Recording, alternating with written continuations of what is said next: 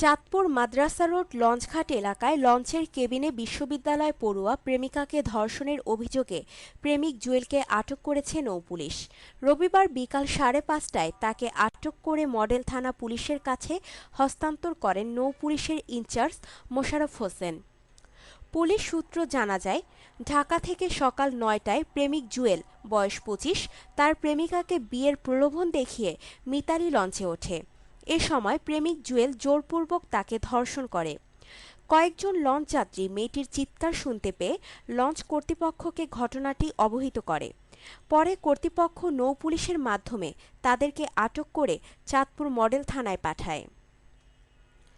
আটক জুয়েল আটক জুয়েল আহমেদ ঢাকা রামপুরা মগবাজার মধুবাগ ১৩/বি গোলাম রসুলের ছেলে ও প্রেমিকা অধ্যক্ষর উত্তর বাড্ডা শাহজাহাদপুরের মতিউর রহমানের মেয়ে।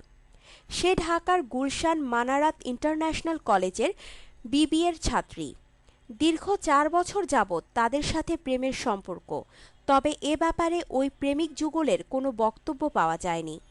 চাঁদপুর মডেল থানার ভারপ্রাপ্ত কর্মকর্তা মামুনুর রশিদ জানান, তাদেরকে আগামীকাল সোমবার চাঁদপুর আদালতে পাঠানো হবে।